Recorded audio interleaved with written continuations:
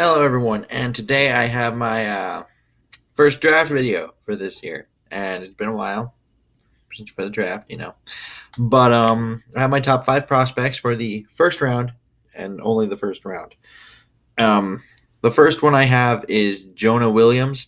I think this is a likely trade up scenario because Williams is, quite possibly the consensus number one left tackle on the board, with Jawan Taylor being the only real competition, I think, from what I've at least seen and heard of and read, all the good stuff. But, however, there are also various reports from, not terribly too recent. I haven't heard anything about this, but there are some teams that said he could be viewed as a guard. And a draft like this, with all the defensive talent that there is, if the number one left tackle has, this thing with him where he's like guard question mark, you kind of have. I think there's a chance he drops to a point where Minnesota is at least comfortable trading up with, and whether that be 4 or 5 spots, I don't know, but I think there's a chance he could fall into that range, and if he does, I think they should most certainly trade up for him.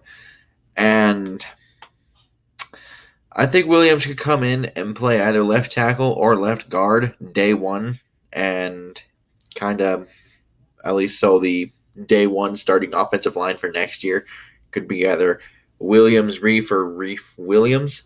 And even if you want him to be a guard right now, which is kind of nice because if he does play guard and he plays it well, you could eventually just draft a guy you might be a little bit more comfortable with at left tackle if there is that guard question mark. And if he's really good at guard, keep him at guard and try to find a tackle. But if not, if you want to make him the tackle, you can put him at guard, and once you're kind of done with the Reef, just shift him back outside. And this way you kind of have minimal movement along the offensive line because, once again, it would be Reef, Williams, Elf line. You have Josh Klein coming in, and then O'Neal at right tackle. That's probably the minimal amount of movement that we're going to get, as most draft picks that we talk about will probably move a guy. And I think he has enough athleticism to be in the zone scheme. I'm not sure if he's necessarily a perfect fit, but if you're viewing him as a potential franchise left tackle, I'm for it. I am for it. And he's a really good run blocker. And that's where we would really see an improvement, is just this push right up there, especially if he plays guard.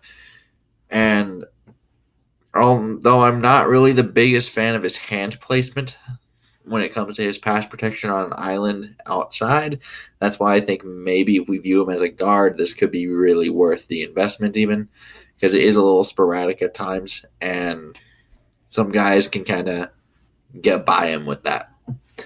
And yeah, my second one is Andre Dillard, and I think this one we might be able to nab at 18.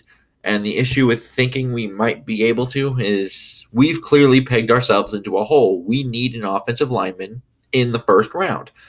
And that's a problem because any team that's like, well, I would like some Andre Dillard, Houston can just be like, well, I'll just jump over 18 and there we go. So we might have to trade up for anyone on that front, but I do think we might be able to nab him at 18.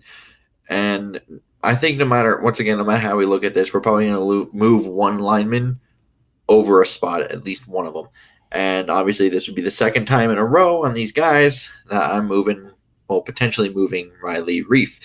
And I think Dillard probably fits it a whole lot better than Jonah Williams does. He's a very athletic tackle. He fits that zone scheme. He has more of a pass blocking bias to him.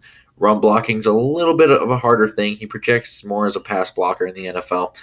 But due to his athleticism and his feet and how quick he is and things like that, he would be a great zone fit, because if you're not a zone guy, or if you have that athleticism and you don't have that overbearing strength like he does not have, you kind of get pegged into these zone kind of schemes where you're constantly on the move. And if you can't outstrength someone, just overpower them, typically you are asked to move a lot. And I think he could really do that. My third one, I have Garrett Bradbury, a guard slash left, well, actually a center slash left guard. And I think we might also be able to get him at 18 because centers aren't typically valued as high as some, guards or tackles. But Bradbury has actually played both center and left guard. And he is a very above average athlete for the interior. And he managed a 4.92 40 and registered a 31-inch vertical at the combine. And even though he is a converted tight end, that should sound a little familiar with O'Neal also being converted tight end. He actually has very good core strength that you see when you watch him, and you also see that at the combine when that actually tested how you would think, as he put up 34 reps. And I think this goes right back into finding zone scheme fits for this Kubiak offense, and I think he fits it just to a T. And he's almost the guy you would dream up for it to me. He's a very fluid mover who can reach, pull. He can get to the second level. He can pretty much climb effortlessly. He has the awareness and the athleticism for sudden switch moves that happen along the line, meaning like those stunts and all those kinds of things. Like he has the athleticism to recover if he gets beat. He has the agility for all that kind of stuff. He's kind of perfect for it. Now, like I said, converted tight end. Hasn't played center very long. Didn't play left guard very long in college. So that's both good and bad. Bad because, he doesn't have all the experience. You have to teach him a lot of things probably. It might be a little harder for him to adjust to the speed of the game when you're talking about that kind of movement in there. But good because theoretically he should always be getting better at the position. And my fourth one is finally not an offensive lineman, even though this is going to make some people a little angry at me.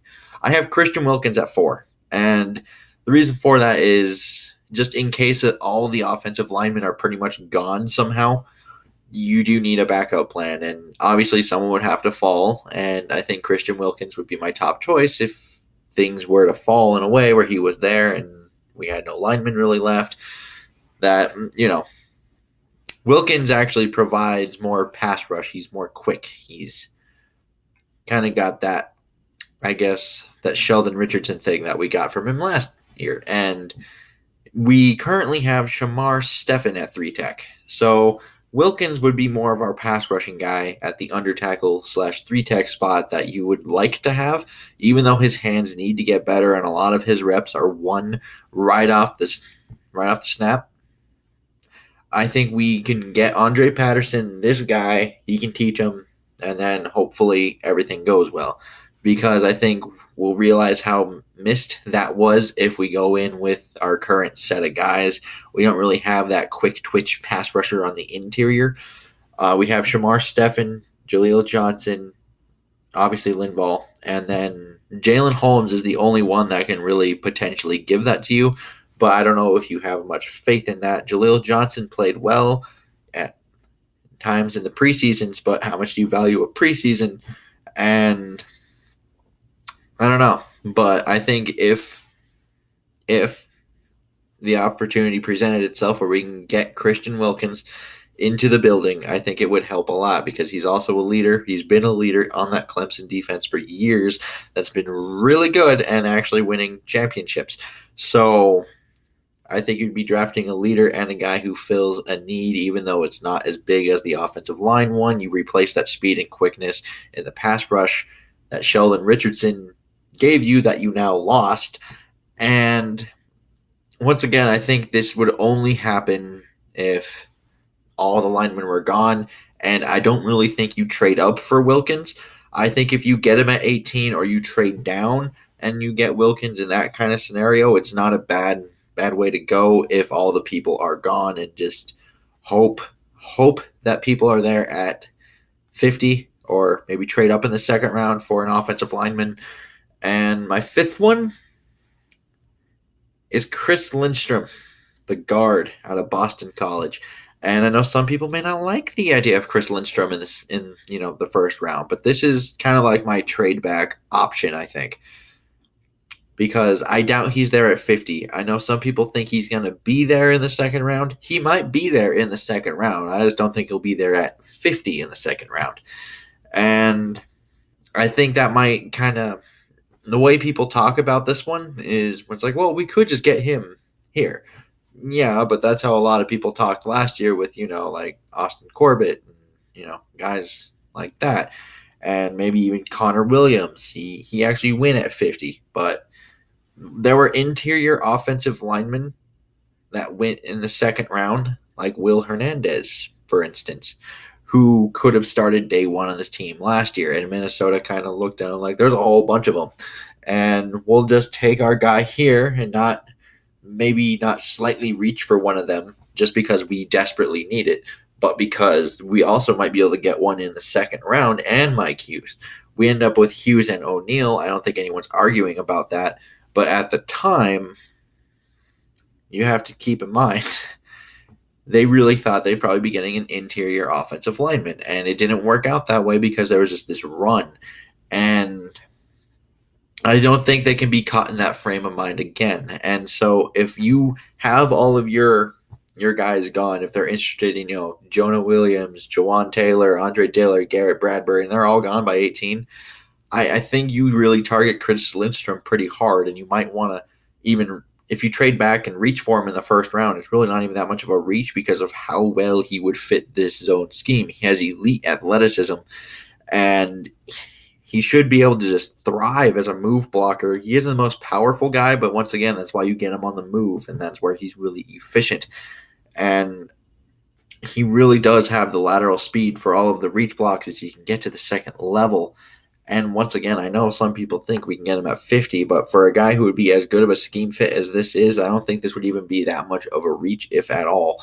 And if you can trade back and get him, I think you're good to go, because I think this would be an instant starter and possibly an instant impact guy on the offensive line for years to come.